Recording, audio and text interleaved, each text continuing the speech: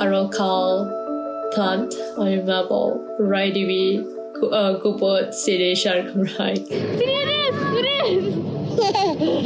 Fy enw I Mae E'zzati, a fi wedi dysgu Cymraeg. Dwi'n dod o Brwnei yn wreiddiol. Nawr fi'n byw yn Gorslas yn Gaerfyrddin. Mae dais I Gymru I astudio Prifysgol Aberystwyth. Yn ystod fy amser yna, cwrdais I Cymro Cymraeg a mae fe'n hyfryd a fi wedi cwympo mewn cariad. Ar ôl ni'n dau yn graddio, ni'n priodi. Oedd cyfnod clo yn dechrau, fi wedi cymryd mantais trwy siarad Cymraeg yn unig gyda fy ngŵr, dim ond Cymraeg yn y tŷ. Mae siarad Cymraeg wedi wneud fi'n deimlo agosach I pobl.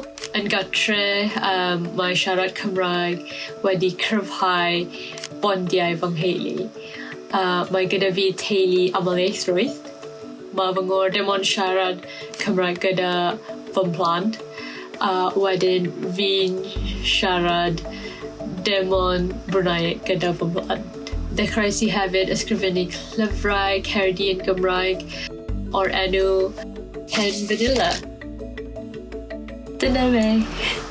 Oedd yn caniatau I mi fynegu fy creadigrwydd a ar un pryd defnyddio y iaith. Wrth edrych I dyfodol, mae gen I gobaith mawr yn y iaith Gymraeg. Fi'n gobeithio y byd mwy o bobl yn darganfod.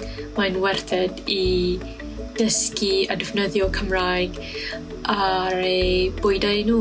Fi'n falch a proud I dweud dwi'n siaradwr Cymraeg.